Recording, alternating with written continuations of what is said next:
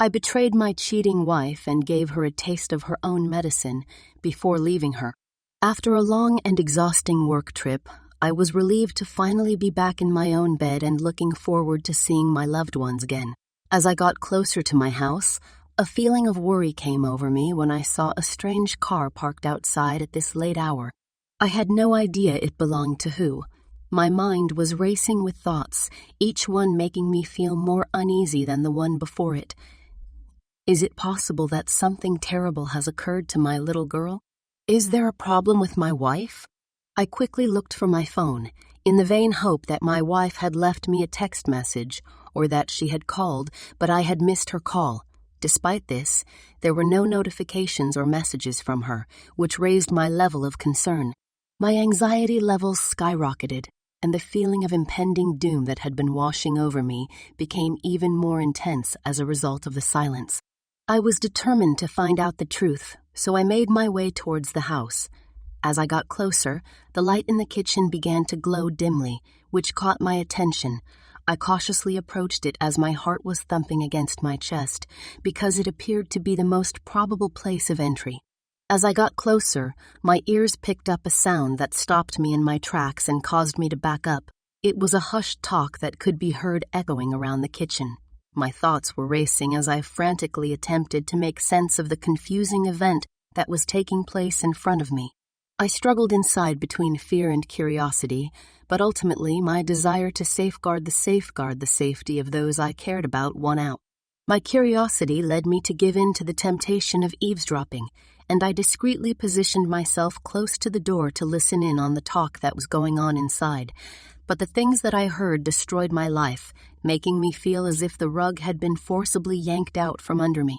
The sounds I heard belonged to my wife and our third business partner, and they were having a conversation that hinted at a secret relationship and treachery that was taking place right in front of my ears. My stomach churned, and a sense of disbelief filled every one of my thoughts. How is it possible that this is taking place? My closest confidant, the person with whom I had promised to spend the rest of my life, was discussing private matters with a third party, a collaborator with whom we had both placed our trust. The betrayal stung deeply, striking at the very center of the ambitions and aspirations that we had in common with one another. During that agonizing and perplexing moment, I stood firmly in place, my thoughts rushing to make sense of the tragic reality that had just occurred. My mind was racing with questions, each one causing me more anguish than the one before it. How long has something like this been occurring? Had I failed to recognize the warnings? Have we been lying to each other throughout our entire relationship? My wife insisted that he stay the night with them because he had been staying with them since I left for the trip. However, he told her that tonight he needed to go back to his home because his wife was expecting him to return from his work trip tonight. Then, my wife gave him the idea to lie to his wife about the weather, thus like how her husband got stuck in another city due to bad weather and all flights got canceled. Then he said that if he could have done anything like that, he would have done it. But tonight he cannot stay, and he also mentioned my name and said that I can arrive at any moment. When my wife told him that her husband wouldn't be coming tonight, he kissed her, but not on the cheek. Instead, he kissed her straight on the lips before saying goodbye. I wanted to hit them in the face and yell at them, asking how dare they do this to me behind my back and how dare they ditch me that way. I hurriedly left and hid behind the house after hearing him approach the door. When I saw him come at that same instant, a rush of rage and a strong sense of resolve coursed through my veins. I made a solemn oath that they would not be able to get away with their treachery, and that they would not be able to get away with their treachery, and that they would pay the price for the anguish that they had caused me as a result of their actions. I didn't give it a second thought before flinging open the door, which startled my wife at the unexpected timing of my entrance. The expression of horror on her face was a reflection of the feelings of remorse and anxiety that were rising up inside of me. In her eyes, I could see the dawning of the knowledge that the secrets that she thought were buried had come crumbling down around her like a house of cards. I used a lot of effort to keep my composure and refrained from saying anything about what I had just seen. I was questioned by her in a trembling voice about why I had not informed her of my arrival. I put on a fake smile and told her that I wanted to surprise her, and that if I had told her, then how would I see her with such an expression? After I had made it quite evident that her betrayal of me was still a secret, she came running up to me and gave me a hug. I wanted to rip her out of her hair and hurl her out the window, but instead I wrapped her in my arms. She stood on her tiptoes to give me a kiss, but I thought it was gross and moved aside, which astonished her. I covered it up by saying that I needed to take a shower first, and then we could get cozy with each other. I withdrew from the situation as quickly as I could. When I came out of the shower, I made an excuse to go to sleep early because of an early appointment I had, but she checked the corporate schedule and found that tomorrow I did not have a meeting. I lied to her and told her that I had booked the meeting when I was on my way home. However, I failed to update the schedule. I went back to pretending to be asleep by collapsing onto the bed. I thought it was disgusting to have to share my bed with a woman who had betrayed me, but I reassured my pride and dignity by promising that I would get my enemies to pay a price for their treachery, so I decided that now was the moment to make a small sacrifice. I was unable to sleep the entire night and spent much of it rolling around on the bed due to restlessness. My wife asked me what happened because I seemed upset to her, but I denied it and stated that I was simply overtired and nothing else was wrong. I failed to come up with any strategy to use against either my wife or my business partner. I left the house early because I did not want to see my wife's face. I went into my daughter's room, kissed her, and then left. I did not go to the office because then I had to see another treacherous human, so I went to the printing site instead. Because we ran a printing press business, we processed customer orders at our office, which was located a short distance from the printing press, about 10 minutes by car. My wife and I created this company together, and 3 years ago, when we wanted to grow our firm, we brought on a third partner. This means that my wife has been lying to me for the past 3 years. How could I have been so naive?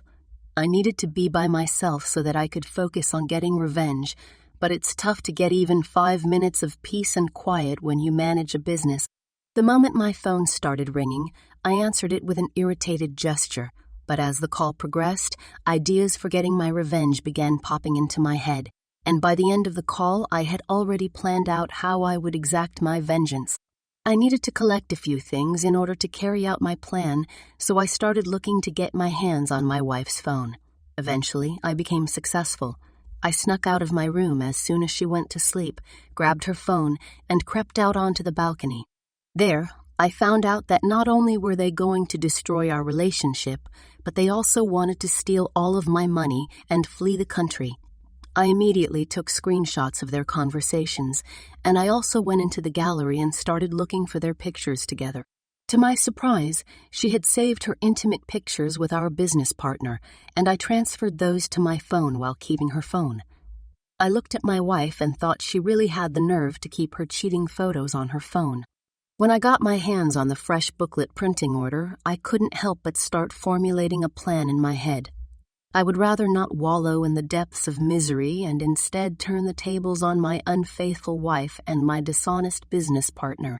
I would make use of this occasion to expose their covert motives and force them to deal with the repercussions of their dishonesty. I immediately called the printing firm and gave them the updated set of instructions about an image that appeared to show a betraying wife and business partner, along with excerpts from their discussion in which they discussed their scheme to take my hard-earned money.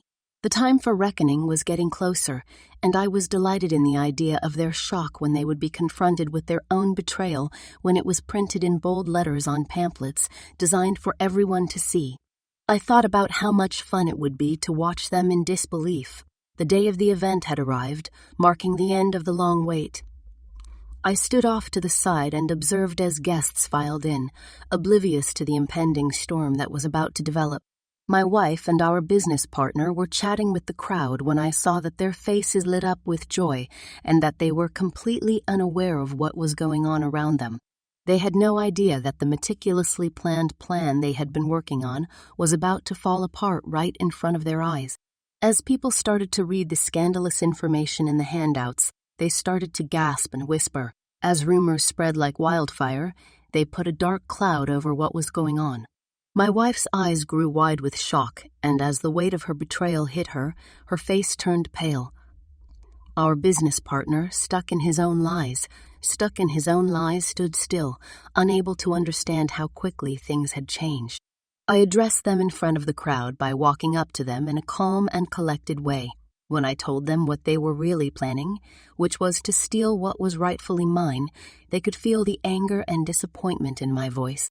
Their complaints and weak efforts to explain were not heard. The proof was clear and could not be argued with. Now they could see how they had broken people's trust and tried to ruin their lives. I turned my back on the situation and walked away, leaving my wife and business partner to deal with the repercussions of their decisions on their own. They would have to face the consequences of their betrayal, which would include the tarnishing of their reputations and the exposure of their dishonesty.